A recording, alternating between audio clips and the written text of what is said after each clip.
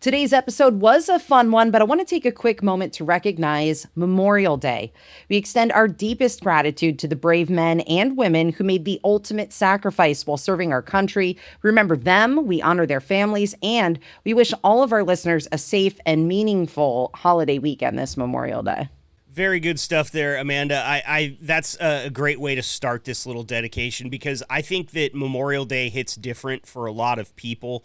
Obviously, it's the time we need to spend remembering those who never came home. But a lot of people like to go out and enjoy the 3-day weekend. They like to get out and do some grilling, maybe hit the lake. And I think I've always thought that that's totally okay. If you can remember why you got that 3-day weekend, I think the people that made the ultimate sacrifice, Amanda, would tell you those are the freedoms that they fought to defend, is your ability to go out and enjoy your 3-day weekend. And I personally got married on Memorial Day weekend, so it's a big weekend for me as well, but I never forget that we need to take a moment. And actually, I didn't know this until just a couple of years ago, but the national moment is actually something that the United States government is put on the books, 3 p.m. local time, the moment of remembrance.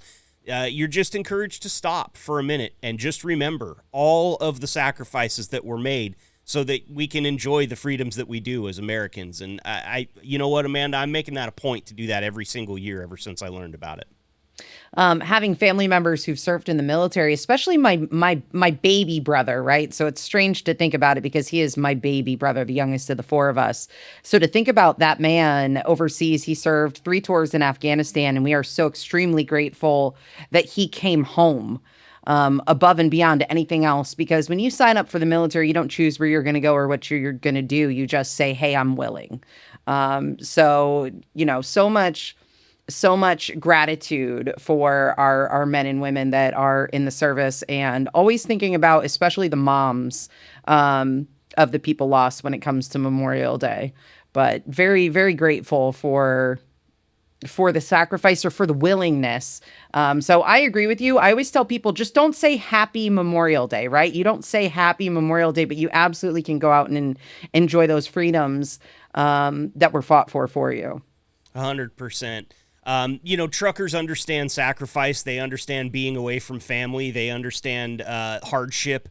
And that is why, and of course, there are so many truckers that are veterans. Now, I will say, this day's not for you. We'll celebrate you in November, our vets. This one's for the guys that didn't come, the guys and gals that didn't come home, unfortunately. And I do want to make that clear that we do understand that distinction. And sometimes it gets conflated in society, right? A lot of people might tell you that this day is the same, Veterans Day and Memorial Day. They have a very distinct purpose. You get to shake hands with people on Veterans Day. You don't get to do that on Memorial Day.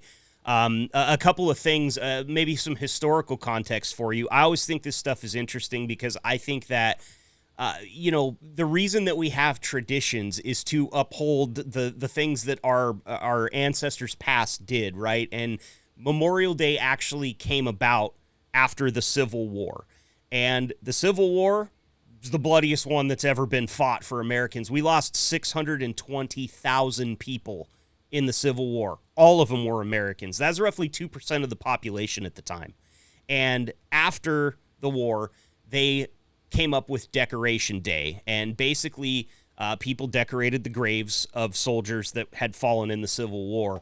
If you zoom out, and this is sobering, okay, but we've lost over 1 million U.S. service members that have died in military service since the Civil War.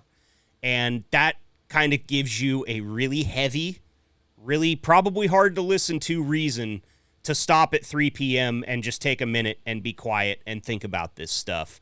As I said, Amanda, truckers understand this stuff better than most people, I feel like. And while we get to have fun on this podcast all the time, we get to talk about trucking, we get to be serious about things that require it, we get to be goofy about things that require it. This is one that just meant a lot to us to come on here and just say these things, and especially to hear about your family's history with military service. I've got military service in my family. Of course, fortunately, all of them came home. So the real gravity of Memorial Day is something that, from a family perspective, I cannot relate to, but just from the richness that all the people I've met in my life have brought into it. I can't appreciate it. And I will be stopping at 3 p.m. I don't shut up very much, Amanda, but all jokes aside, I'll be shutting up at 3 p.m. on Memorial Day. I'm going to mark that for sure on my calendar. Memorial Day is one of those days I try to get out to memorial services they hold at our local cemetery. But it always reminds me of, and I don't know if you did this, but out here where I live in Ohio, pretty much everybody takes an 8th grade field trip to Washington, D.C. My stepdaughter just came back from hers. I certainly went on mine. And the one thing I remembered being the most humbling, two things. One was the grave of the unnamed soldier. And then the other one was to actually see the cemetery for our veterans, you know, the one where no matter what point you stand at, you look and it looks the same. And it is just the most humbling experience, you know. Obviously, in my family, you know, we raise our kids to have respect for our military, for our police, for our military. But when it really comes down to it, especially a time like right now, my little brother is currently on base, and what the next step is, who knows? But especially times like right now, thinking about our men and women overseas serving us, and definitely saying a big prayer and putting out lots of positive vibes to bring everybody home safely. Yep. Yeah, it's okay to enjoy the weekend. We don't mean to come in here and bring you down with some of these numbers. It's okay to go out and enjoy yourself. That's the freedom that was defended by all the people that we're honoring on Memorial Day. Just remember, gratitude, awareness, respect, those things go a long way on a day like Memorial Day. And sitting here talking to a bunch of truck drivers, you guys know that. So I think we can wrap this up, Amanda. Fantastic intro that you gave us there. Thank you to all of our veterans that have served. Thank you for your sacrifices. Even if they weren't the ultimate sacrifice, you made sacrifices to do what you did. And all the good thoughts and prayers and luck out to your brother, Amanda. Thank you. That's a big one. I know that's a big connection. I know you probably think about that every single day. Lord knows. You know, it is something to meet a Gold Star mom or a Gold Star family and just thank them, you know. And the one thing I will say, because I have met quite a few Gold Star moms who have lost their children in the military, and they all say the same thing, and that's how proud they are. How proud they are of their child, and I share that pride as a citizen of the United States of America. I share that pride every single day. We have had Gold Star families on the podcast before, and forgive me, I'm scrolling through trying to find which number it is. I didn't find it. Just know it's back there. You can find all of our podcast episodes online, podcast.liquidtrucking.com. But to everybody at Liquid Trucking, enjoy your Memorial Day. Remember where it's at, why it's there. And I just caught myself. I was about to say have a happy Memorial Day, but I'm not going to, because Amanda so poignantly pointed out why. And it's little things like that you just don't think about on the daily. And when somebody says it to you, I'll remember that forever, Amanda. So I appreciate that. And yeah, it's probably about time for us to wrap this up. But remember why Memorial Day is here, Liquid Trucking, and we'll see you on the other side. Welcome to the gold standard of podcasts for the gold standard of drivers. This is the Liquid Trucking Podcast with your host, Marcus Bridges.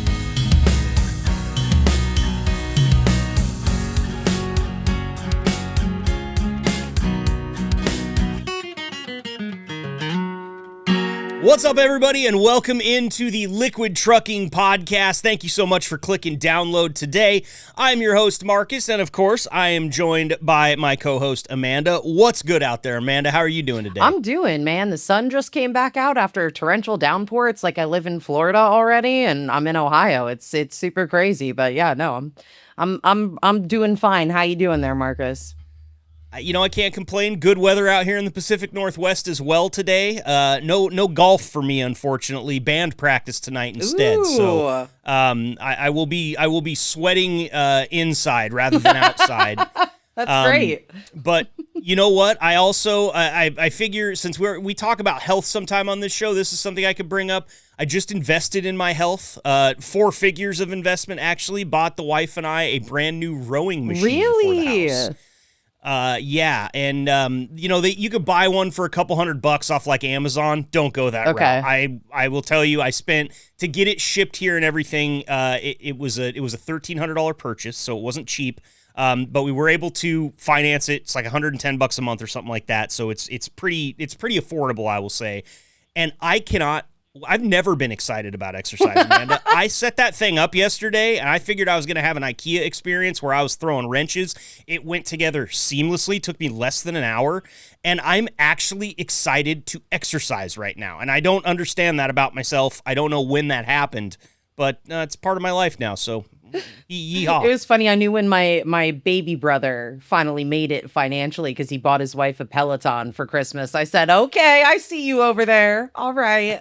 Yeah, those things aren't cheap, and then you got to pay for the subscription along with it. Sir, worst or best mistake he ever made. It depends on how you look at it, but his wife now, my sister-in-law, I love her so much. She is a fitness nut now. She just ran her first full marathon. So you might be heading down that same path. You never know. We'll see what happens. Yeah, I don't know. I got a buddy out there named Denny Stone. I don't know if he's listening to this, but Denny's he's done some podcasting with us before, and at the ripe old age of I think like 72 or 73, Denny just ran his first marathon. In the Texas heat, South Texas heat, no less. Yeah. I took my turn at running, and I decided I am much better at support. Every race needs people to cheer on the sideline, and I always bring the same sign, and it says, never trust a fart. So you want to run past me. You know you do. Perfect. I love it. Yeah, I was, my sister was one of those weirdos that did cross country, and so I did a lot of time just running from where I could see her to the finish line, so where I could greet her, was far enough for me. I don't need to run. The knees won't handle it, okay? But I'm getting us off track here. Welcome into the show. Obviously, the homework portion of the show has to happen. We do that every single day. Podcast.liquidtrucking.com is your website. You want to run over there for all the episodes, all the information about said episodes. And, of course, if we are doing any contests, if we are putting up photo galleries or anything like that in concert with any of the episodes we're doing, you're going to find that stuff there as well. There's some metrics up there as well. You can even buy yourself a Liquid Trucking t-shirt on that website. It is the one-stop shop for the Liquid Trucking podcast. So head on over and bookmark it today.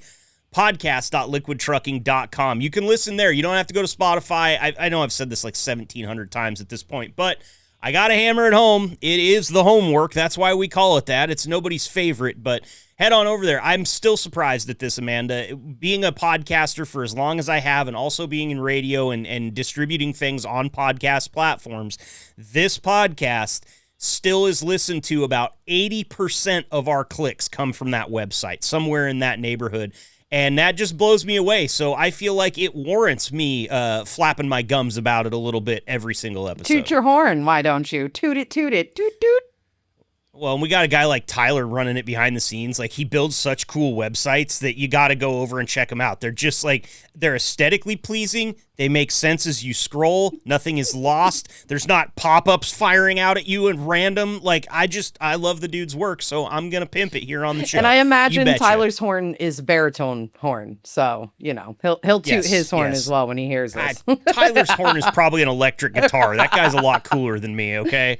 But thank you for the great work there, Tyler, on the website. And to all you guys out there using the website, thank you for going there. Tell your friends. Once again, podcast.liquidtrucking.com. We got a lot to get to today. Pretty important episode here, because what the gist of our next segment is proper paperwork so that you get paid. And Amanda, in my professional career, paperwork has been both a sword in my side and an absolute savior to me in certain times. Of course, when I sold cars, paperwork was the one thing that I always wanted to burn the building down over. And, in radio, we didn't really get inundated with much paperwork. Somebody hand you a 30-second spot on a piece of paper, and other than that, it was a big stack of prep work every day. But I have a little anecdotal story from one of my best friends in the world. He trusted a pretty well-reviewed CPA, and he was going to this CPA for, let's say, a decade. After a house purchase, after big promotions, after the family really kind of hitting its stride, couple of kids, things are happening, everything's going well. The accountant came one day with his tail tucked between his legs and said, I have messed up your taxes for the last 10 years. You've been audited by the IRS. You owe them somewhere in the neighborhood of $80,000. And it's these types of stories that make me go, listen, if we need to do an episode about proper paperwork and get the right people in here, we can make room for that, because little tiny discrepancies in paperwork, whether it's your taxes, whether it's your bill of lading, whether it's, on down the line, little tiny oversights can lead to big problems in the future. And for you truck drivers, we are talking about your paycheck here. This paperwork's got to be right to get every cent that you need. So, Amanda, I feel like this is a pretty important episode that we're about to jump into. Absolutely. You mess up that pay, you might be the first person getting your rowing machine repoed, okay? So There you go. There you go. And that will be a sad day in my life as I sit there and eat a Taco Bell cheesy gordita crunch and watch them take the only exercise I've ever been excited about away from me. So you do have to really hone in on this stuff, and we're bringing in some really good people for this segment. We've got two ladies from The Office making their first appearance. I'm so excited to talk to Estelle and Ashley. I got to meet them when I was out there for the Jamboree, and we're also bringing on a true vet of liquid trucking, a guy that knows so much about what goes on, not only out on the road, but in the yard as well, and that is John Lohan. If you were out there at the Liquid Trucking Jamboree, you saw John working his tail off, and Estelle and Ashley too. It was all hands on deck. Everybody was going, but John was just absolutely integral part of the truck rodeo and getting everything set up. And you talk to him about trucking for just a few minutes, you're going to forget more than you ever knew because John is just an encyclopedia. So we've got the right people here today. And while in the middle of this podcast, we're not going to be joking a lot, we're having a very serious conversation here for the next 30 to 40 minutes. Stay tuned, because after that, Amanda and I are going to loosen up the mood in the room a little bit. I will tell you this right now, Amanda, we had like a get to know you segment when you first got here to the podcast, and we haven't circled back around to see more things that we might know about each other since we've spent all these episodes working together. And Amanda and I are both going to ask each other some burning questions later. We're going to bring back the burning questions segment, but it's just going to be for us. And I'm going to grill her. Let me tell you, I've got some real doozy. No, I'm just playing around.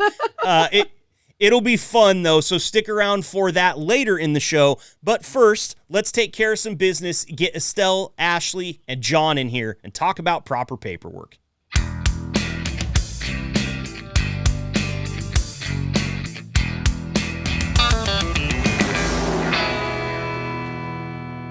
Welcome back into the Liquid Trucking Podcast. Now, Amanda, I know in my professional career, there was one thing that would really get under my skin, and that's if anybody changed anything about my paycheck and I didn't know about it. Now, it's a little different what we're talking about here today, because the drivers at Liquid Trucking and every trucking company have a lot of paperwork that they have to fill out, and they have to fill it out correctly, or else they might not get paid the way that they think they're going to. And that's what we're talking about here today. Have you ever had a thing like that, Amanda, where you filled out paperwork incorrectly and it cost you something, time, money, effort, stress, anything like that?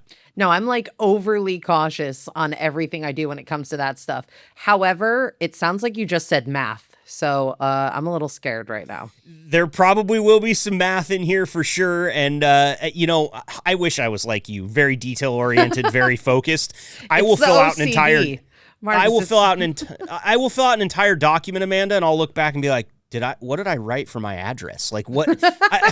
Same thing I've been writing for 11 years, but it just kind of spills out. So that's why we want to have this conversation today. We want to make sure that we clear up any issues that there might be that the drivers might be having, that the office might be having, and we've got three great guests on here with us today. They're going to help us do that. First and foremost, I want to welcome back to the show after like a 120 episode hiatus. That is not on him. That's all on me. Please welcome driver trainer John Lohan back to the show. John, it's a pleasure, man. It's been a while since I've got you on here. That's my bad, dude. Welcome back. Oh, yeah. Thank you. No problem. Yeah. Not a problem at all. Yeah, well, had Good a lot good of to be on again. Thanks, man. We had a lot of fun out there at the Jamboree. You were working your tail off out there, just like some of our other guests here, but it was good to get to catch up with you a little bit, and I decided back then in September, we got to find a spot for John and get him back in here, man. You're a wealth of information here. Oh, well, yeah, that would be great. Yeah, I hope I can help the other drivers here and kind of mentor them a little bit, and make sure they know what they're doing, especially some of the newer guys, and and hopefully they can get things straight. And we won't have that problem with the office calling the drivers on that end and being like, hey, we're missing this piece of paperwork, or we need this or that. So if I can help, I'm glad to do it. Awesome. Well, we're glad to have you here today, John. Thank you kindly for the time. Also joining us, making their very first appearance on the show, we've got administrative assistant and billing professional Estelle Ross with us. Estelle, thank you so much for joining us today. Of course. Thanks for having me. Of course. I got to meet you out there at the Jamboree as well. Be honest with me here. Were there some nerves about coming on the podcast in the first place? I know that we got an emphatic no, but somebody kind of sweet talked you guys into doing this a little bit for us. So I'm glad that you're here, Estelle, but are you a little bit nervous? Yeah, it took a little bit of convincing to get us here. Okay, all right. Well, you brought your partner in crime here, also joining us today. Let me scroll down, make sure that I have her job title correct. Accounts Receivable and Collections, Ashley Bailey joining us as well. Ashley, thank you so much for being here today. Yeah, hi. Thank you. Excited to be here. Can you shed a little light on why you guys were so nervous? I mean, I understand why you'd be nervous around Amanda. She's a little bit off her rocker there, but I'm a nice guy. You've met me, right? I promise I'm going to take it easy on you. I'll say that, okay, Ashley? Yeah. No, I just never done it before, didn't know what to expect. So just a little hesitant, but we'll get through it. Awesome. Well, I appreciate you guys being willing to come in here and play ball with us. We will have some fun today, but of course, we've got a pretty serious reason to be here talking about this. Now, I'm going to start with you, Estelle and Ashley, and you guys can kind of tag team these questions if you want to, because I think you're both kind of dealing with this stuff in your day-to-day. Are there any problems right now, anything that you guys are seeing, any trends that you would like to clean up in this episode today? You've brought me 5 different things that we can focus on, and we'll get to those in a second, but are there anything that you're seeing that's like, hey, if you guys want to make sure and get paid correctly every time, we have to clean up this thing or these things right away? Anything like that right now?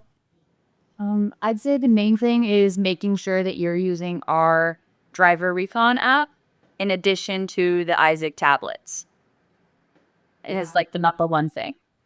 Okay, and why is that? What comes with that? What do the drivers see and do out there, and why does that help you guys with everything that you're doing on your end?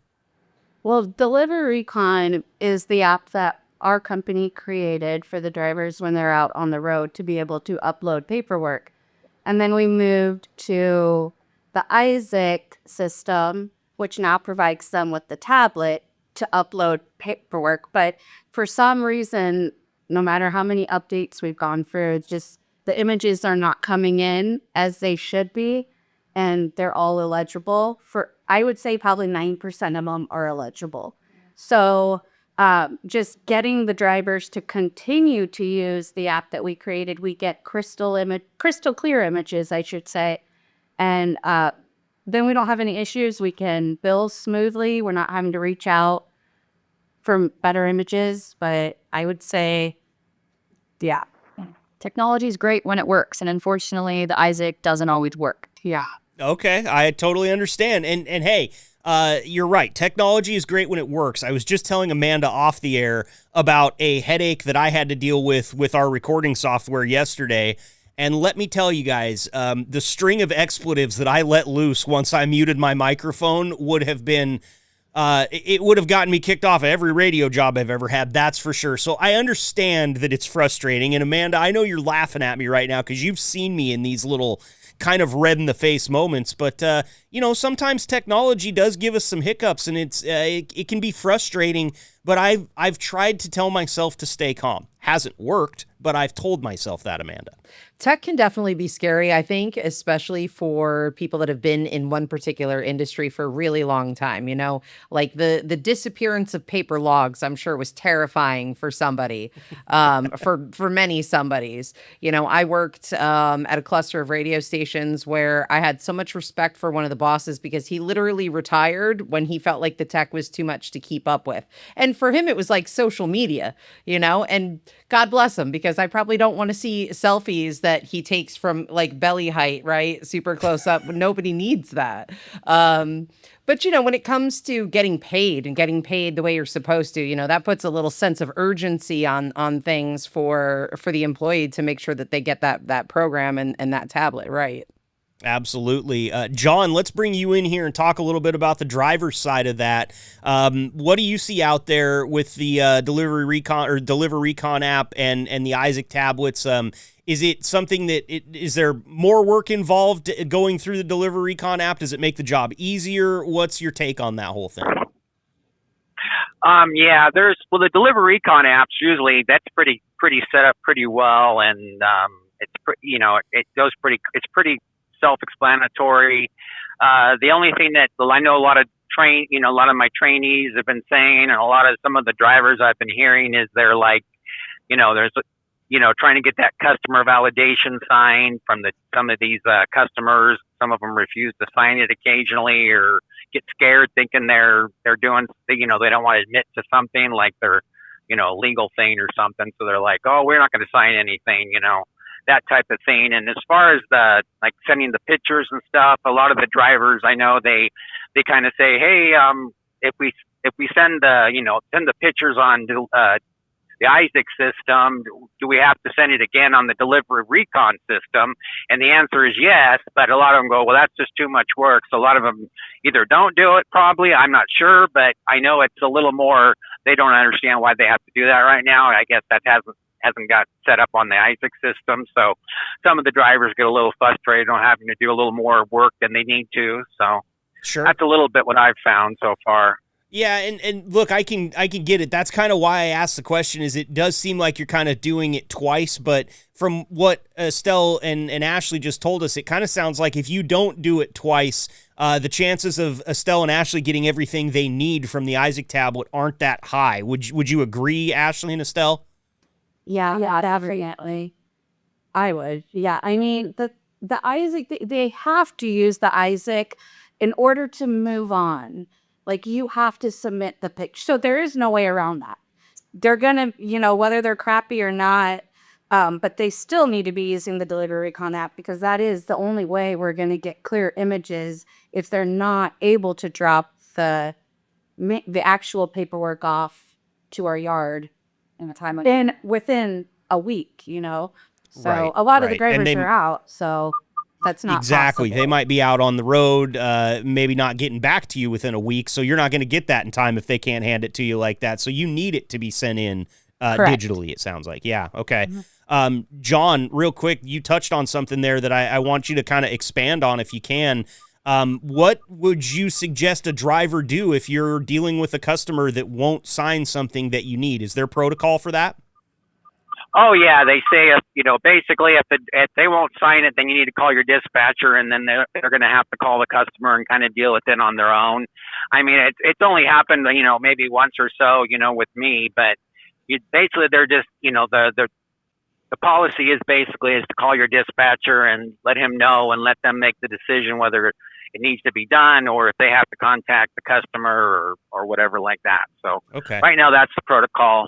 So. Gotcha. So not something that happens super frequently, but something that drivers might run into. So it's a good thing that we covered it today because, of course, calling your dispatcher, that's definitely going to be the number one thing to do when there's any problem, I would assume. Right, John? Yeah. They always say if you have any problems, it's open communication with the drivers and the dispatchers. So always call them. And if you're not sure about anything, definitely never assume any aspect of something. If you have a question, you need to cover yourself and you need to call your dispatcher and let them know. So, so it's all out in the open. So there's no miscommunication. Got it. Now, on that same token, Ashley and Estelle, I learned something today because I called the front office to get in touch with you guys about a little reschedule, and lo and behold, Ashley picked up the phone. First person. I didn't have to go through a phone tree. I called a number. I got Ashley on the other end. Are you guys, Ashley, you told me it's either going to be me or Estelle that answers this number every time. You guys are available, too, for questions and helping out drivers if they're having trouble with any of this stuff, correct? Yeah, if you guys call the main line, 90% of the time, I'm the one that's going to answer it. Ashley actually answered it from my office. She out of it. But if I don't answer it, it's usually her, and both her and I can get you to whoever you need in the building to answer your question if we can't answer your questions. And on Perfect. that, we definitely do. We do give our business cards out to all the new drivers and let them know. Give us a call. I know Estelle's cell phone is on there. My office phone's just on there, but we tell them if you have questions when you're out there, give us a call. We'll try and get you the answer. If we can't, we'll get you somebody that can. So we definitely put that out there for everybody coming on board. Yeah, and it's kind of drinking from a fire hose for those new drivers, right? And so they get all those numbers and all those contacts and all the people that they are supposed to know. I totally understand it can be a little bit overwhelming, but I think the point here is to let you guys know that Estelle and Ashley aren't going to bite you. They're going to help you out if they can, because they're trying to solve headaches on their end as well. And obviously getting this paperwork turned in correctly every time makes everybody's life easier. I think they might bite you. Did you see their faces when you said that? They might. They've met me in person, Amanda, so that stands to reason. I'll be honest with you. You might get a little bit of attitude, like just a little. Hey, it depends on the day for all of us, okay? I totally get that. You guys sent me the list, like you said, or like I said earlier, and we've already hit item number 1. That was the top one. Use DeliveRecon and Isaac. We need them both. Isaac's got a little bit fuzzy with the pictures. We don't know what's going on. But if you double it up, get it in DeliveRecon, take that extra couple of seconds, really going to help out everybody on the back end doing the paperwork. Let's go to item number 2, Ashley and Estelle. It says turn in all paperwork with an exclamation point and a capitalized word all. This is pages 1 and 2, Kemin Sheets, COA, loading, wash, etc. Talk me through it. What does this mean? It's a little bit foreign to me, so let me know what you're looking for with item 2 here. So a big thing is, I would say a lot of our drivers, for whatever reason, might not know, but if they have to show a washout to get loaded, we need that washout. We need a copy of it. It may not have the pricing on there, and that's okay. A lot of our customers will accept that as the washout with their invoice, but that is a big one that we don't receive a whole lot. So we're having to use one of our ladies, our accounts payable ladies, to look up the actual wash invoices, reach out to the tank washes to get those because the driver didn't turn it in. And it's becoming more and more common. People are wanting a washout with their invoice to prove it was really washed. So we definitely need that. And I'd say that's a huge one. That is a big thing that prevents us from being able to invoice loads. We're waiting on a washout. So if the driver could just upload every piece of paperwork that pertained to that load from start to finish, it would probably be a lot smoother on the billing end, I would say. Yeah. And there's certain customers that require the certificate of analysis, or they might want to see the safety data sheet or anything like that. And so I always just tell them in training, just turn in all of your paperwork to the office and I'll decipher what we need to keep versus what we don't. Just because it can get confusing for the drivers to try to remember what loads they need, what paperwork. So just turn in any paperwork that you get with the load. Suffice it to say, it's a lot better if you turn in paperwork that you guys don't need than if you're trying to parse through it yourself and you forget to turn in something that you do need, right? That's why you're saying turn in absolutely everything. Let you sift through it. Correct. Got it. John, from the driver's side there, did you have anything to add there? Obviously, turning in all the paperwork, really big to make sure you get all that money on your paycheck. What are you telling drivers out there in training, and how do you go about this with your day-to-day? Well, yeah, I mean, they're right on when it comes to that. What I find is on the driver's side here is that, like, as far as the wash tickets go, sometimes when our washout, our wash bay, they give us 2 tickets whenever we pick up a clean trailer out of our yard. But when a lot of the outside washes out across the country, sometimes they'll give you like 1 piece of paper. So in order to get that turned in, you either have to take a picture of it if you only get 1 copy, or you have to, make copies so you can turn in an actual, take a picture of a hard copy. So that's a little, as far as out over the road, that's a little extra step for some of the drivers. So I'm assuming that's probably why, even though you're not supposed to assume, but I'm assuming that's probably why a lot of that, they're probably not getting some of those wash tickets. Is because you gotta either take a picture and send it, or you gotta actually make an extra copy sometimes, or stop somewhere at a truck stop, because like I said, a lot of these outside washes give you a little slip of paper folded up on the trailer or something, and so it's a little extra step for the drivers. What was the other thing we were talking about? Remind me here. We were talking about the COAs, basically just handing in all of the paperwork and letting Estelle and Ashley sift through it and make sure that they've got everything that they need, and just trying to be safe about that. So giving them everything that has to do with that load.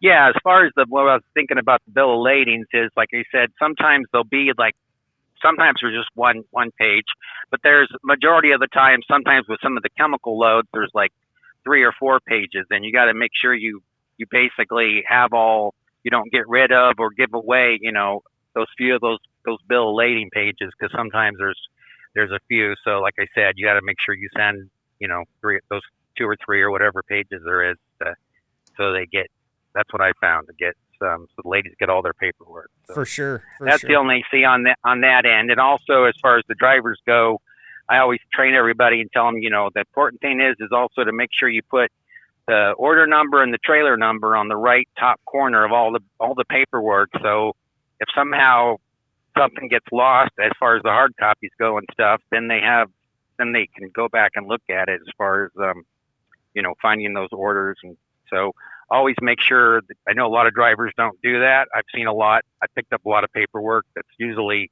blank, and I have to go through and write all the numbers on all the paperwork. So that's something, remind the drivers to make sure that they actually do put the the order number, trailer numbers up there on that paperwork. It helps the ladies in the office. I'm sure very much. So that's what I have to add as far as that subject goes. Appreciate it. Ashley and Estelle, just to bounce that off you real quick, having that order number and trailer number on the top right corner, true or false, that's a huge help for you guys. That's a huge help. I go through the paperwork every morning, and I'd say I get probably 300 pieces of just loose paperwork every day. So having a number already on it and not having to search it up every time is super helpful. You just made the Amanda and my eyes pop out of our head. 300 pieces of individual paperwork. I mean, look, Amanda, I was the whole time that John and Ashley and Estelle have been talking about this, there's one word that comes to mind, and it's tedium. And I don't think that's a bad thing. Like, we need attention to detail here. Yes, this is tedious. Does that kind of stick in your craw a little bit? Maybe, but if you just make it a habit, that tedium starts to go away, and it starts to just feel like part of the job, Amanda. I don't know what your thoughts are there. My thoughts are, ladies, if I were you and I were sick of all of that chaos, I would just try to freak people out, and I'd start stringing it up with like yarn on the wall to make it look like I'm tracking like, a crime or something. I don't know, man. I don't know. It sounds like a lot, but you guys seem to have it under control. We just need this help here to get you over the finish line. But oh my gosh, yeah, chaos. 300 pieces. Are you serious? At least 300 pieces. I always thought I would be the one out of the two of us having the Charlie from Always Sunny in Philadelphia moment. But it sounds like you're close here, just having this conversation with all this paperwork, Amanda. So, okay. That covers item number 2. We are cooking with gas. We're on a gravy train with biscuit wheels right now. Let's keep moving on to item number 3. Read notes on every order. This one to me sounds like maybe the notes sometimes just get a little bit passed over. And what I'm thinking is there's some very important notes on every single order that drivers really need to pay attention to. Ashley and Estelle, take it away. Talk to me about it. So I would say one of the biggest notes that the drivers are going to see on their end when they go into a load, which a box will pop up when they go on their Isaac tablet. And if they have notes, that's where it's going to pop up as soon as they go in. It's going to say blind deliveries in capital letters, first sentence of the notes. That is a big one. It's not there just for fun. It's there for a reason, letting the driver know, hey, this is going to be a blind delivery. So make sure you have the proper documentation prior to arriving. So that's a big one we're running into issues with. Whether they didn't receive it prior to, or they received it and, it's multiple pieces of paperwork that they're given and they're delivering maybe with the wrong copy. So just reading those notes and taking a few seconds if they're unsure, that's when they need to be reaching out. Like, don't just disregard those notes because they're very load specific. It's going to tell you if you need a scale at a certain place, maybe GPS takes you somewhere else. So this is going to tell you better directions. Maybe if you need to scale heavy or light, it may tell you that they don't have a scale on site. So reading your notes is going to save you time prior to arrival. Also, like we said, those Kemin Sheets. If you're one of the drivers on those loads, that in your note is going to tell you, hey, you got to turn in this Kemin loading unloading procedure sheet. That's where they're going to find out about that. So the notes are very specific to each load. There are some, notes that maybe are a little bit older and redundant. But the takeaway, is to be reading your notes. They're there for a reason. It helps us just make the billing process a lot smoother if they start off reading the notes to begin with. Then they're going to know what exactly they need to be doing for that load. So, yeah. Okay, well said there. Estelle, do you have anything to add? I noticed you were pointing out some notes to Ashley while she was talking through it. Anything else there that you'd like to add before we go to John for the driver's side of it? No, I think she covered it all. I was just pointing to one thing. I just didn't want her to forget, but she got it. So I think Perfect. she covered it all up. I can tell you guys have a great working relationship. It seems like you work very well together, and I'm really glad that you got in here together to do this episode today because we're covering some great information, and I love it, Amanda, when we get both sides of the fence. A lot of times we're either talking to drivers or we're talking to office staff. This is a great one because we get to hear it from both sides, and John, I want to go back to you here when you talk about the notes. First of all, talk to me a little bit about a blind delivery. What does that mean for a driver, and why should they take heed when they see that right off the top of the notes? Well, a blind delivery is basically you're going to basically get a separate. Basically, you're going to have to get different bills because the bills they give you at the customer are actually going to tell you they're going to be a different delivery location. I don't know how all that works. That would be kind of a dispatch thing, but basically, like I said, there's the brokers, like they kind of switch around, but it's going to have it'll say the regular bill lady, when you go load somewhere, it'll say deliver Land O'Lakes, St. Paul, Minnesota.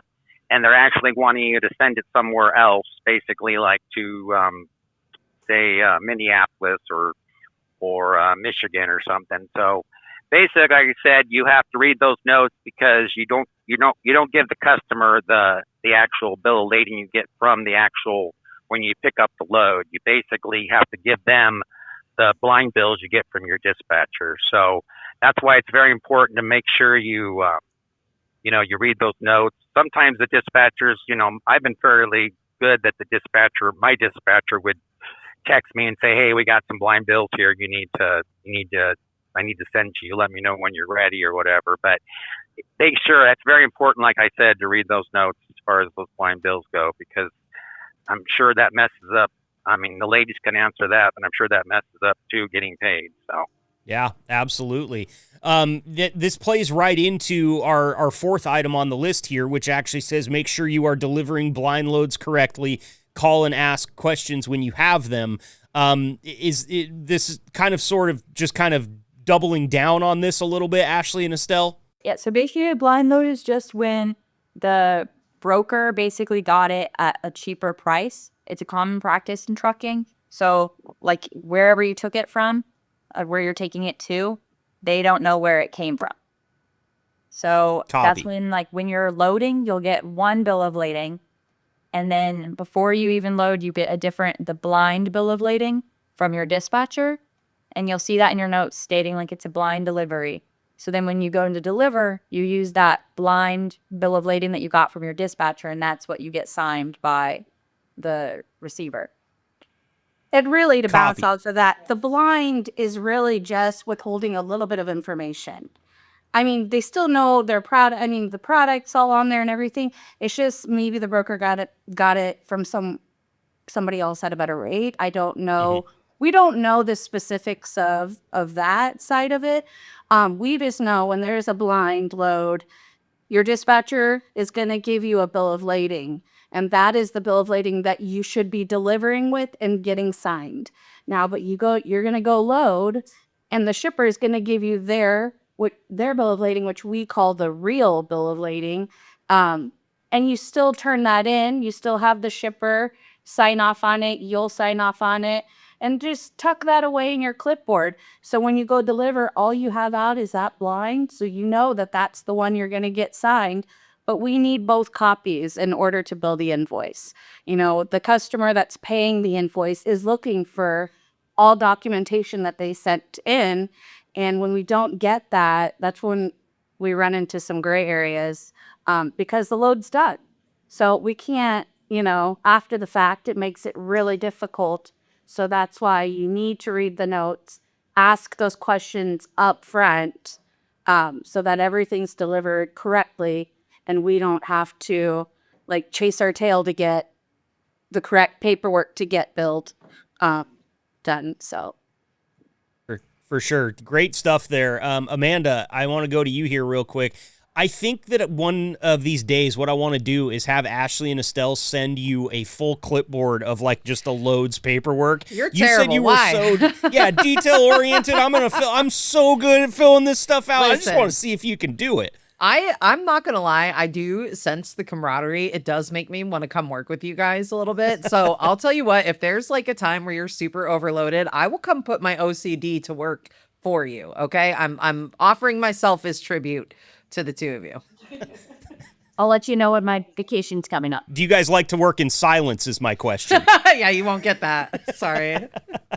Lead house work. None of the ladies in the office work in silence. No. I have music playing all day long in my office. That's my girl. Yep. Yeah. Perfect. You can handle Amanda then. We'll send her over. If you guys get underwater, you just let us know. Okay, so I think here that covers number 4 on the list, which, John, real quick before we move on any further, I just want to touch base with you one more time. Anything that we left out on the blind bill of lading or anything there that you would just like to make sure that the drivers hear before we move on to our last item here? Oh, no, I think the ladies said it all. They explained a little better than I could. I just know, basically what to do on my end, but they did a good job explaining it. So I think we're good there. Okay, perfect. Well, number 5, I think is another thing where we're just kind of doubling down a little bit because we have already talked about this, but there's an important distinction in number 5 that I want to draw your attention to. It says still turn in all hard copies ASAP in addition to digital copies. Ashley and Estelle, I'm taking this to mean that it doesn't matter if they've turned in their digital copies 2 months ago and they've been out on the road ever since. When they finally get back to the lot, you want them to turn in all the hard copies that they've got, right? Yes, preferably within closer than 2 months, though. Our rule of thumb is usually about a month because we don't keep all of the hard copies of the paperwork here in this building. We have an off-site area. So if you're turning in things now that you did back in January, that really messes up our filing process. So my rule of thumb is that most drivers come through the yard every 2 weeks, I'd say. And if you're not one of those drivers, then we ask that you mail your paperwork in on a monthly basis. So just to make sure that we get all those hard copies in. because we do have to keep those on hand for a couple years for DOT regulations. Right, right. That's what I thought. I know that there's some regulations there as far as keeping the paperwork. How many drivers would you say have to mail their paperwork in? It doesn't seem like it's something that's very frequent. Yeah. Maybe like 5 to 10. Not Okay. a whole lot end up having to mail. And we have our other location in South Sioux City at the Bardo Trucking. And that, that's another place where drivers can drop off their hard copies because we do get that paperwork sent down to us weekly. And we are in, open communication with them down there. So, if we don't have it, we'll reach out down there. Hey, did this driver drop it down there? So there's multiple ways to get it in, but stamps are always reimbursable. So if you do have to mail paperwork, just put that on your pay sheet that you would turn in weekly, and you would get reimbursed if you do have to mail them in. So. Okay. Good to know. And, we talk about the Bartow a lot. We've had Chris and Angie on the show before. Love getting in touch with those guys out there. Corey is another guy from Bartow that we've had. Of course, we talk to Bartow drivers all the time as well. It's not something that you are constantly wanting to have to call Angie and bug her about, but you guys have an open line of communication and you work well together. That makes sense. I mean, Angie's fun, right? She's easy to work with. Definitely, yes. Definitely. All right. John, from you on the hard copies, any advice for the drivers that maybe they are staying out on the road a little bit longer than normal, or any advice, I guess, for any driver about turning in their hard copies, just keeping them organized? Is there a system that you have within your paperwork, John, where you keep this stuff really well organized so it's easy for you to hand it in without missing anything? Yeah, we'll start with first as far as the mailing the paperwork in. I tell my guys, if you're going to be out, like I said, when you're over the road, you're going to be out longer than 2 weeks. My rule of thumb is just go ahead and buy a book of stamps. Save the receipt. I know the company will reimburse you there for them. It's good to have them handy. Just make sure you grab a bunch of those your trip envelopes from the driver break room, and if you're going to be in each week, make sure you turn that paperwork in that drop box that's in the driver break room. And then as far as when our trainees get released, everybody gets a clipboard. We have clipboards that have like a little holder inside where you open up and put your paperwork in. I would always make sure you put your paperwork, when you're finished with it. As soon as you get unloaded at a customer, always make sure it's a good habit to, as soon as you get done, to go ahead and send that paperwork through DeliveRecon, so you don't forget and wind up having like 6 or 7 loads to have to send through. And also, like I said, they give us the clipboard, so that's a good way you can put all your paperwork in there. That way it's not laying all over your truck. Sometimes I see guys that will dump it on their dashboard or whatever, and then stuff winds up blowing away. So just make sure you put everything in your clipboard. Make sure you send it right away. As soon as you unload a customer, like I said, I do that. I make sure I have my clipboards and I put everything in when I'm done after each load. So just developing a process, it sounds like, John, is the best way to stay organized, keep it all in one place, but do it every single time. Don't do it once and then not do it, because if it doesn't become a habit, that's when you start to maybe cut some corners or miss some things, right? Yeah, exactly. Make it a habit, make it a process. Like I said, everything. I tell the guys as far as the whole operation of the tanking operation. It's we're going to train you a certain way, but you're all going to learn basically your own. After a while, you're going to learn your own procedure on how you're going to do everything. So make your own process. Figure out what works best for you. But definitely be consistent with all you do. Paperwork. For sure. For sure. Amanda, were you the kind of kid in high school? I think about one way that I sort of will, I don't want to say pass judgment, but I'll assess someone is, what did your high school backpack or locker look like? Because mine, as you might imagine, was just papers, shove them in. Books, shove them in. Organization be damned. I didn't want any of it. I've changed a lot into my 40s, but what were you like in high school? I would say organized chaos, right? So there may be no rhyme or reason to the papers that are in the pile, but at least the papers are in a pile. Does that make sense? I used to tell my kids though, like when they were cleaning the rooms or whatever, where does this go? Where does this go? And I would say things belong where you decide where they belong. So if you're, new to driving or whatever, you're trying to figure out where your papers belong. They belong where you decide they belong, but put them there every time, right? Having that routine, I think it's so important. Absolutely. And they sort of belong on that clipboard since they gave you one. You might as well use it. They are cool clipboards. They do have, like John's saying, plenty of room to stack your paperwork up in there. And I've always wondered what, random pieces of paper floating down the freeway are. And I just figured out it's truckers' paperwork when they put it on the dash.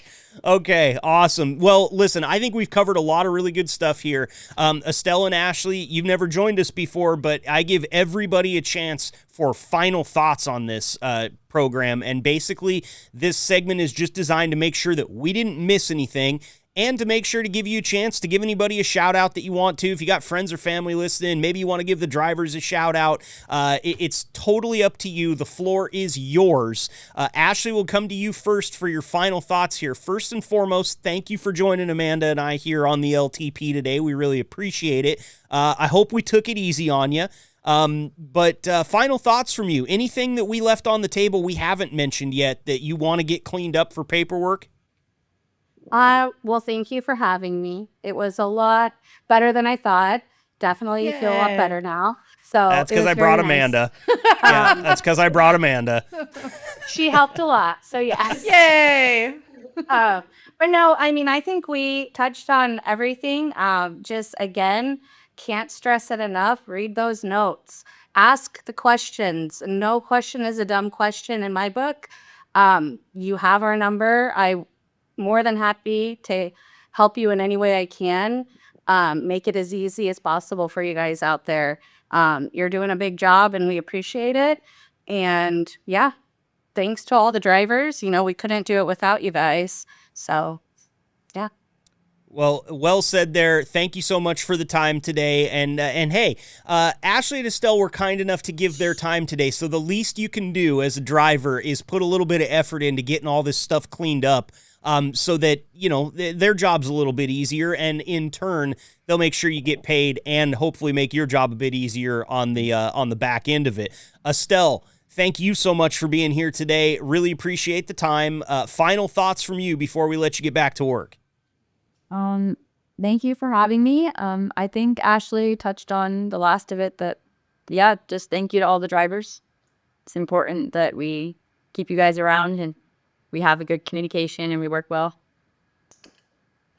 Well said. Now, let me ask you, because Ashley talked about it, was this as bad as you thought it was going to be? And is it does Amanda get all the credit for making it not as bad as you thought it was going to be? Women got to stay together. I'm going to say she gets all the credit, but that's right, girls. That's right. No, it was not half as bad as I thought it would be.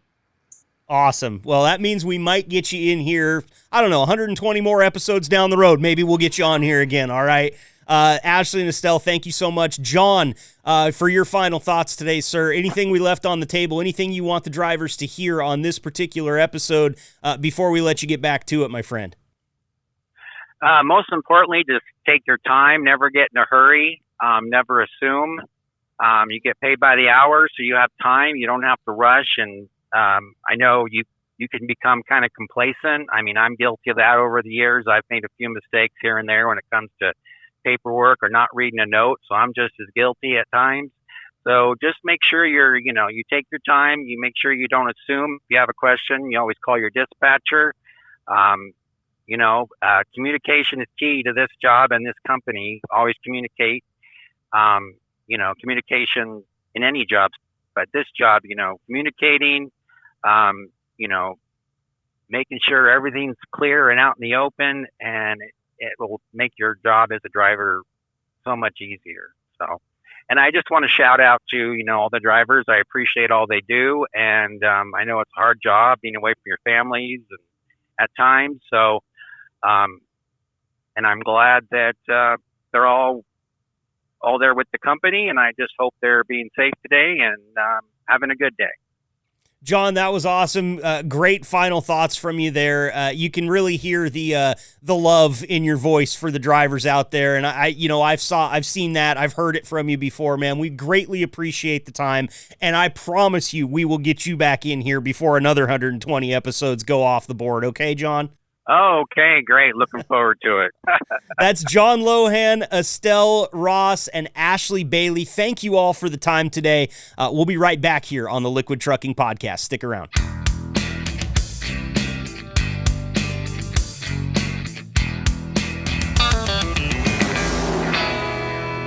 Thank you kindly to Estelle, Ashley, and John for all of that great information. This episode, Amanda, is going to be one of those ones that we point people to later on down the road when there's discrepancies. And I hope that Estelle and Ashley and even John, when he's out training, can point drivers to this episode and say, hey, go back and check that out. I feel like we covered a lot of really good stuff there.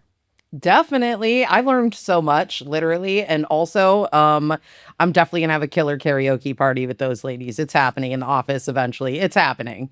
And I've officially been disinvited. I can stand outside. That's where I've been allowed to be for that karaoke party. But I really appreciate them coming on. I know they weren't excited about it at first. They did great, and I hope they'll come back and join us again. Of course, John, always awesome on the podcast. It's been way too long since we've got him on, so we're going to keep John on the top half of the Rolodex here for the next, 6-8 months, because I feel like we don't utilize that guy enough. Okay. All of the serious stuff is out of the way now. Now we get to have a little bit of a get-to-know-you segment for your hosts again. We don't do this very often, but I feel like we did need to circle back around to it. We had a little bit of time to fill here. And after we got to know you on that first episode that you were here with, Amanda, I mean, we've gotten to know you more just in conversation, but I haven't got to, actually point at you and say, I want you to answer this question, and then have you answer it. And I wanted you to do the same thing for me today, too, because obviously I flap my gums so much on this show. You know so much about me, things that you did not want to know. But I'm sure you have some questions, because everybody that goes through that process with me does. Oh, for sure. I have a whole list I have put together. So we're going to see how the convo goes. Maybe I can get them all in. We'll find out. We definitely will get them all in. I don't know why, but I feel like this is the right music for this. Kind of that football feel, that gridiron feel, you know? A little deal or no deal. Answer the question now. Yeah, there you go. Do you want to start or do you want me to start? I'll give you the choice. You can start. You can start. Okay. Set the vibe. Start. I'm going to start easy for you. Okay. I have this one on here because I'm always curious about this with everybody that I get into a burning question segment with. Dream vacation. Where are you going? Oh, man. Listen, about 10 years ago, I went to Puerto Rico for the first time. My husband's family is from there, and I will tell you, I don't ever want to go anywhere else ever again in my life. Every vacation, unless I'm going to visit family, that's where I'm going. Like all the amazing destinations around the world, you can find so much of that cool stuff. I'm a nature girly, so I'm talking obviously about things in nature, but you can find just about anything in Puerto Rico, from a rainforest to bioluminescent bay. There are only 5 bioluminescent bays in the world, and that's where the water can glow when you're in it. 3 of those 5 are in Puerto Rico. So wow, yeah, PR all so you're day, out man. there you're out there glowing in the dark, playing That's with right. the manta rays at night, right? Yep. That's cool. I've never seen a beach like that. I've never been to Puerto Rico. I love a good tropical vacation though. Oh, man. I got an uncle that lives in Maui, and of course just went to Mexico for the first time about a year ago. And it was great. You can't go wrong with good weather on a vacation. I just don't understand people that want to go vacation in the snow. I get being a snow bunny and wanting to go do some skiing, but there's mountains all around me. I don't have to go anywhere to do that. And I want to be warm, man. I want to take a vacation in February and warm these old bones up. That's all I want to do. I used to always be jealous in school when kids would come back from spring break with a tan. I'm like, man, how dare your parents? All right. That was an easy one. I took it really easy on you. Your turn now. Swing away. Okay, so I'm going to ask a question that probably most people who know you or meet you want to know. And that is, what is the beard routine? Beard routine. That's a good question. I have never been asked that before. Really? Yeah. Up until about a year and change ago, The beard routine was just whenever I felt like I looked a little bit too homeless, I would beat it back with the weed whacker. Okay. And then electric razor to get the stuff off the cheeks, which as I'm looking at right now, really need to go over that again because We'll it's starting clean to get a little bit 8 o'clock shadowy up in here. But I had something that I needed to do where I had to be on camera for a very professional bit of contract work that I did. And I'm talking like not suit and tie, but very nice professional button-up shirt and no hat and really trimmed down beard and everything. So I went to a barber that I hired for our wedding to do all of the best man's, all the groomsmen's beards and hair right before our wedding. And that's been a decade ago plus. And I just went back to him because he's still in business. He's a great dude. He runs a great business. And I said, look, man, I need to look good on camera, but I need to look good like a banker can look good. Can you do that for me? And I left that barbershop, Amanda, feeling better than I have ever felt looking myself in the mirror. From a beard standpoint, I didn't need to have a hat on. My bald spot wasn't showing in the sun. It was just, I felt so good. And he gave me some tips. So the beard routine now, I have some beard serum. It's called 541 Gorilla Oil. It smells kind of like pine and almond and like this kind of earthy thing. I'll tell you what, it doesn't matter what the beard looks like. If I put that stuff on, my wife can't keep her hands off of me. And that is why the beard routine is what the beard routine is. Beard serum and keep it beaten back and try to keep the lines as fresh as you can until you get back to the barbershop to see Brooklyn J for another fresh lineup. See, if men have never been to an actual barbershop, they really have no idea what they're missing. That's what my husband does. I will tell you my favorite time of all. We had an older client that got up. It was, I think, maybe his first cut from my husband, but he sat up from the chair and he looked at himself in the mirror and he said, "Oh, my wife's letting me in tonight." So... Exactly. That's exactly how you feel. And the hot towel, before he lines me up, he does the hot towel. He has this stuff that he puts on you after he does the straight razor shave that he calls hot sauce because it kind of burns a little bit, and he goes, "Hot sauce," and he puts it on your face. And this dude is like a 6'2", like 240-pound, very long bearded man from Brooklyn. His name's Brooklyn J. He is every bouncer you've ever seen. That's what this guy looks like, covered in tattoos. And I mean, the gentlest hands. I'm telling you right now, like I've seen him remove people from buildings against their will. But he has very gentle hands. So that's the routine for me, Amanda. I am a changed man. And I will say hats off to your husband for making all those men look so good. Yes, I agree. Yes. And he looks good every day because that's what he does. So yes, for me. Hooray. Yeah. Okay. All right. So this one is very special to me. My next burning question for you, because coming from broadcasting for as long as you've been in it, you will have one of these and it will stick out to you like a sore thumb. Or as my dad loves to say, it's going to stick out like a shithouse in the fog. And what? My question, because they're warm, so they'll kind of like they'll push the never heard that before. Right, it's a good one. You can use that. Les Bridges gives you permission. Yeah. What is the worst thing that has ever happened to you live on air? Oh God. Okay, so this is going to sound kind of weird, actually, and it does immediately come to me because I like to be in control of every situation all the time, right? I went through a period of my life where I had a really irrational fear of zombies, okay? And I'm talking like around the time that like the Will Smith zombie movie came out and they first started making Resident Evil movies. It was way, way, way back then before zombie culture really, really took over like it is now. So I'm in my studio, and at the time I'm at a radio station where the studio is at the front of a strip mall, like facing the parking lot. Like you can just look right into the studio. And we had set up an interview with some people that run a haunted house in the fall. And they came dressed as zombies, and they kind of lingered and filled the parking lot. And when I tell you, the only time in my whole career where I could not speak and I was supposed to, it's because I couldn't breathe. I was so terrified. That's probably it. That's got to be it. I mean, and they thought it was so funny, which was the worst part because then they're doing more, like I didn't pay to come to your haunted house. Why are you tormenting me? It was terrifying. Terrifying. They came in the studio and no, it was horrible. Horrible for me, probably great for them.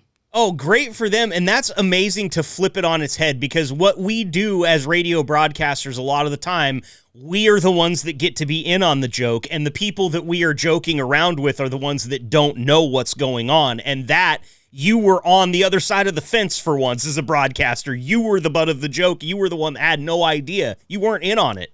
Not at all. And I have a feeling my co-host probably set me up a little bit. We had definitely very much a love-hate relationship. So I have a feeling he probably really encouraged it. Yeah. But yeah, no, it was, and now I'm probably gonna have a nightmare about it tonight just from talking about it. I had to ask you, So because bad. we've all got one. I don't have enough fingers on my right hand to count how many I have and I've worked in broadcasting for less time than you have. So it definitely happens, and it's a cringy thing, but that isn't nearly as bad as some of the horror stories I've heard. Yours is actually a legitimate horror story. Yes. But for different reasons, right? So, all right, good. Now we're cooking with gas. What's your next one for me? Okay, so my answer kind of killed my question, but I was going to ask you if you have irrational fear. Yeah, I do. And I don't know if I'd call it a fear. It's a weird hill to die on, and I've talked about it multiple times on this show. I don't want to poop in public, ever. Ever. I would like to be behind a locked door. I would like that door to be hollow core and go all the way to the floor. I would like it to have a handle. I don't want to just flip a flimsy piece of metal attached by 1/4 inch screw into another flimsy piece of metal attached by 1/4 inch screw and have that be all that stands between me and somebody with like an even medium strength front kick, because they just blow the door open and here I am with my pants around my ankles in just an incredibly vulnerable position. I don't, my body will lock up. I've had problems before where it's like, I gotta go. I can't go because I'm in public. And it's just something that's always been a thing. I think, honestly, I was traumatized by our junior high boys' locker room for wrestling and basketball. It was down under the gym and, or kind of beside the gym. And there was 3 toilet stalls, and only one of them had a door on it. The other 2 were just open, and they faced back towards the benches and the lockers where everybody would sit. So it'd just be any given wrestling practice. You walk in there, and there's 2 dudes taking a dump, and they're just in the world with you. And I've never been okay with that. Like, I know it's something everybody does. Yeah, but so is picking my toes, and so's trimming my toenails, and you don't see me doing share that at all.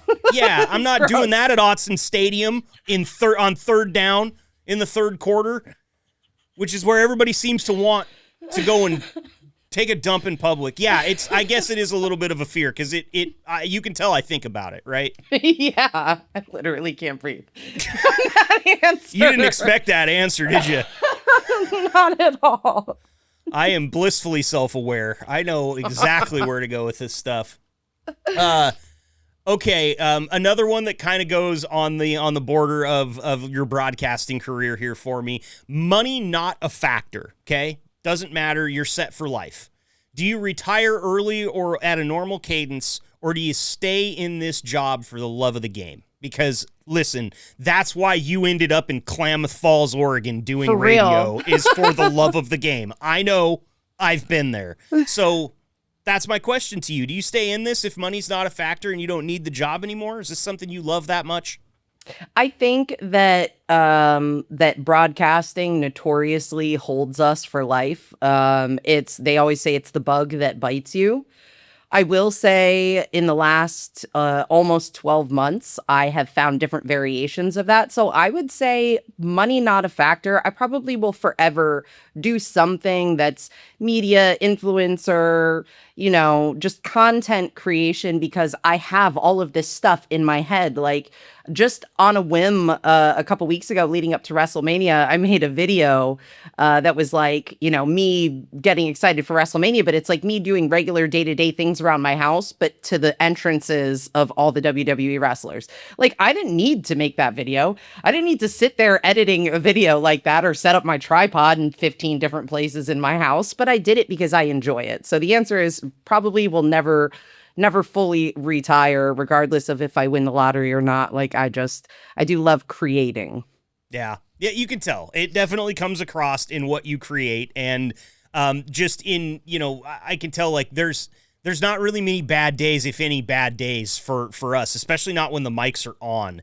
And that to me means that like, wow, this is really where I need to be, because there was so many bad days when I was selling cars, Amanda. So many. Oh, yeah. I don't know if there were any good days, to be honest with you. So you got to, when you've got that type of love in your heart for something, I mean, do you really even want to retire? Like, hey, you're going to keep paying me to do this? This is amazing. Right? Like, I kind of feel like I really got lucky here. So. Right. All right. We're really in now. Like I think, I got 2 more for you, and they're my 2 favorite ones. I've saved the best for last, but you're up. All right. I'm going to do that too. I'm going to get rid of this one and I'm going to save these others. And this one, we might make some enemies here, but that's why I'm doing it, because I think I'm bratty and funny. So you and I both love music. You still play. You and I both have like some band background there. So, definitely my last 2 questions are both music related. So first things first, what do you think is the worst era of rock pre-2005?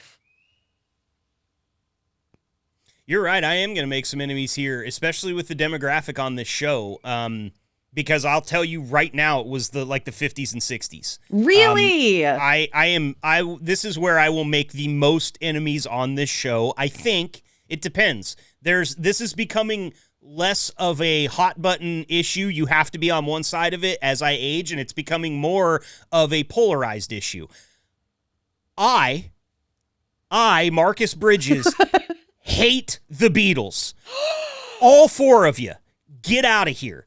I am not a fan. I can get a little bit of the sing-alongy feel, but when you sit there and you try to credit the Beatles for things that guys like Mark Knopfler are doing, guys like Eddie Van Halen are doing, I will never believe that. That is a completely different genre of music.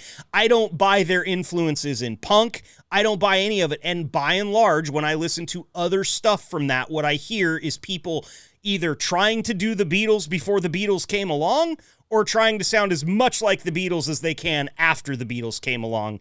And granted, I know that says a lot about their influence, but you will not catch me dead listening to a Beatles album. I had friends in high school that it was their entire identity that they loved the Beatles. I had one and of those, I did not even want that person in my car with a CD flip book. Like, I don't want you here because whatever, I'm going to tell you can't play the Beatles, but that means that you've got 2 or 3 extra options after that are going to be Beatles adjacent, and I don't want it in my Ford Focus. Shocking. First of all, didn't expect you to go that hard. Second of all, hard in the paint, Amanda. About- If I'm going to make enemies, I'm going to make lifelong enemies. But what about Ringo as Mr. Conductor and Thomas the Tank Engine? Like, he's got to get some points for that. Ringo Starr, that's another thing that I really can't stand. It's like when oh my people God, tell I me can't like, bring up a drummer to you. That was like the worst mistake. Yeah, like people tell me like, oh, if you hear somebody say like Lars Ulrich is so good, that's the same thing as me. I hear the same thing when you say that as saying Ringo Starr was so good. No, he wasn't. He wasn't that good. Listen to him now. He's still not that good. It's just funny. like Lars Ulrich is not that good. I mean, are they solid drummers? Yeah. But do they deserve to be called the best ever? I think James Hetfield had the best quote about Lars Ulrich as a drummer ever. They asked James Hetfield, is Lars Ulrich the best drummer in the world? James Hetfield looked directly into the camera and said, Lars Ulrich isn't the best drummer in Metallica. Wow. And I'm pretty sure that Paul McCartney could probably hit the skins as well as Ringo Starr. It's funny you bring that up specifically because my friend Jimmy is actually Lars's drum tech. So he's the one who sets his drums up for every single show. So, yeah. Wow. And I'm a huge Metallica fan. And when I was younger, before I had really figured out what the drums were and what was good and what was questionable at best, I would have told you, in junior high that I thought Lars Ulrich was the man.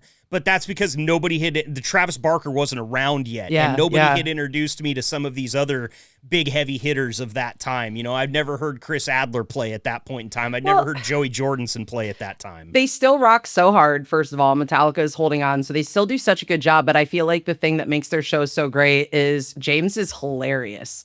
Like, Really? them playing their songs aside, James is so funny. It's totally worth it. The only other band I've ever seen like that, and this is such a weird contrast, is Herman's Hermits. The lead singer of Herman's Hermits, that dude is like a stand-up comic. It is insane. You got to go to a Blink-182 show. Mark and Tom are a two-man stand-up. In fact, they have a live album called The Mark, Tom, and Travis Show, and at the end of their 20-some live songs, there is like an hour of extra content, and it's just them between songs. They have a vocal modulator on one of their microphones where one of them can sound like the devil, and they'll like have conversations with the devil. And it is honestly like a stand-up show and a rock show, which I love, and I imagine you do too. Obviously, I've never been fortunate enough to see Metallica. I would love to see them, and I love hearing that about James Hetfield because that just makes the show more entertaining. You know, act like you want to be there. Definitely. I had a fluke of a musical year last year, like a musical month. The month of May, I ended up like at the end of what I'm going to call the end of my radio career. I ended up at Sonic Temple seeing multiple people that I've always wanted to see, but Metallica was one, Korn was there. And then I saw Gene Simmons' band, which... Yeah, we don't want to say their name. We don't want to get sued. Right? He'd love it. He'd be like, please talk about me. I think that was my last interview that I did was that guy. And then I finished the month out with AC/DC. So it was like May what was a run. I'll never be able to top that ever again in my life. So, and it's also May is my birthday month. So it just kind of was perfect. Okay. I kind of want to turn that same question back around on you, but we'll save it because I do really like these. And mine, actually, this next one I've got for you has something to do with music here. I'm taking you on a desert island trip, and I want you to choose one movie or TV show, one album, and one book or game or something like that. Like something that's not, on a screen, for your desert island. And remember, this is staying with you. These are the only three things that you've got. So what are you taking? This is going to sound weird, but I could watch Thor Ragnarok like every day of my life. I don't know why. I just think it's so funny. It doesn't have anything to do with Thor running around with his shirt off, right? Well, Nothing and the like haircut too, man. Like, but no, it's not. It's that has to be, I think, like one of the funniest Marvel movies of all time made. As far as one album for my entire life, my go-to only can listen to one album has always been Bob Marley Legend. I adore that. I don't care if it's a desert island or if I'm in a blizzard. It doesn't matter the weather. I just absolutely love that album so much. And if you send me with a deck of cards, I have been playing solitaire my whole entire life. So there you go. We're good. We're ready to rock. I mean, you had those locked and loaded. You're ready to go. I don't even feel like a desert island's that bad of a deal for you. Are you I'm just going to love the it. silence? Yeah. Seriously, does it look like Puerto Rico? Bringing it back around right to the beginning. There you go. All right, what else you got for me? We're getting down towards the end here. I've only got one left for you. Okay, I got one for you too. Okay. Wait a minute. Does that make sense? Who started? You started.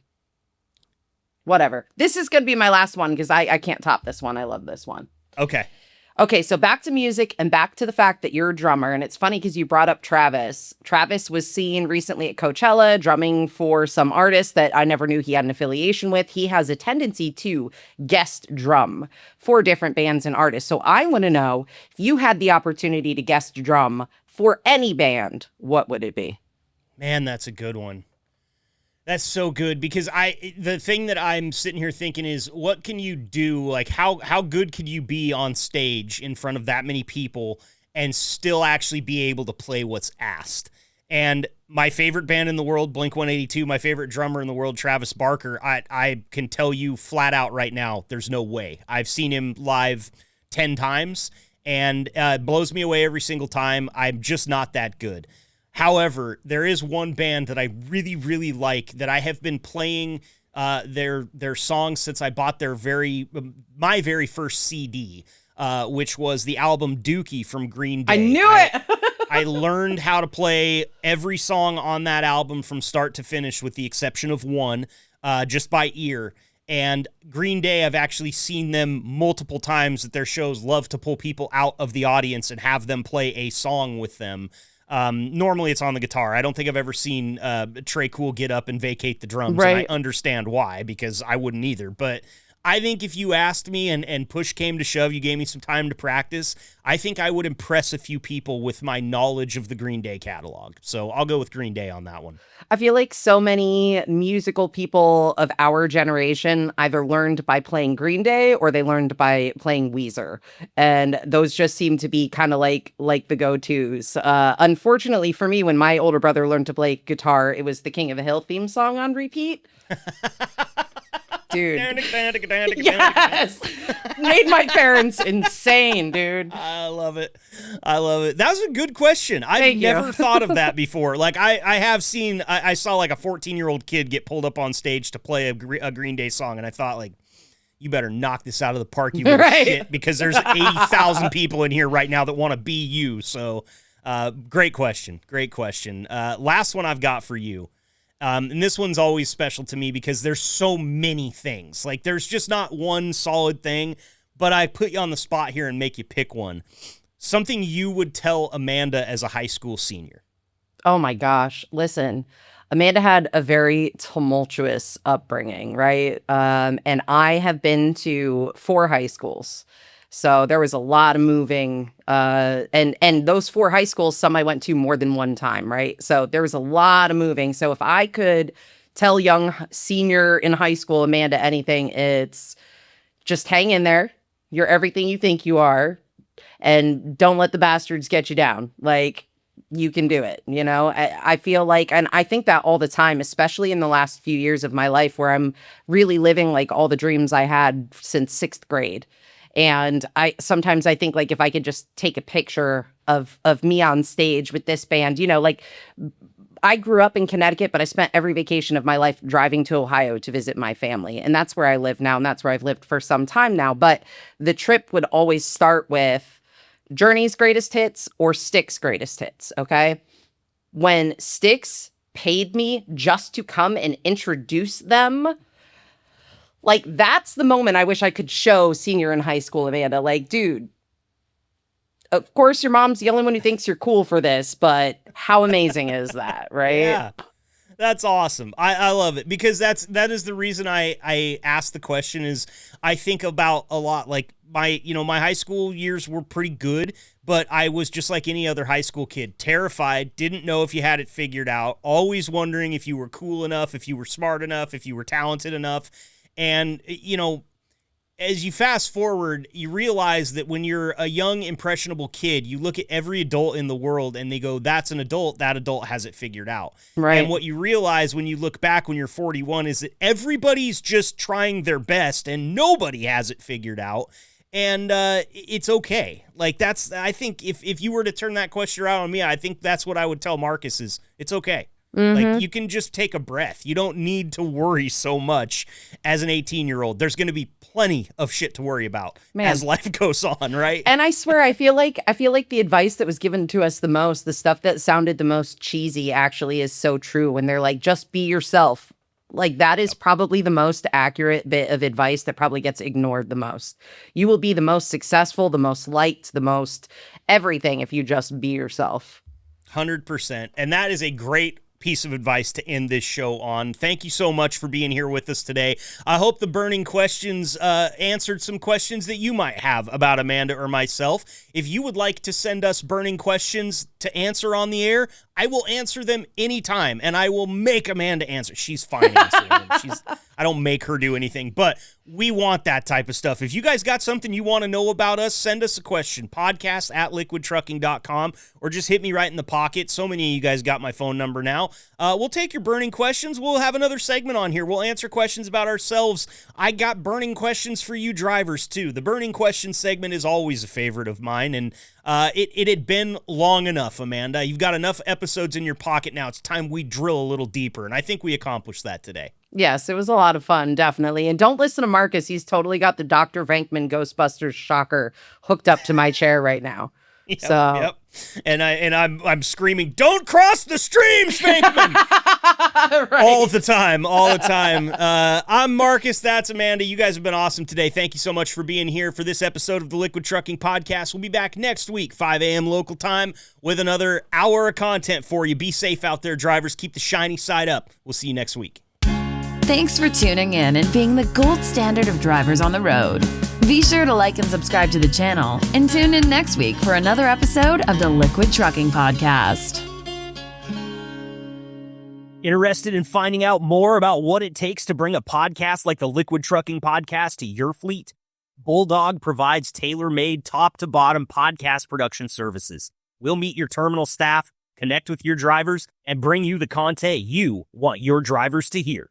Type bulldog.works into your browser to connect with us and learn more about what we can do for your fleet. That's bulldog.works for podcasts, tenacious recruiting, and more.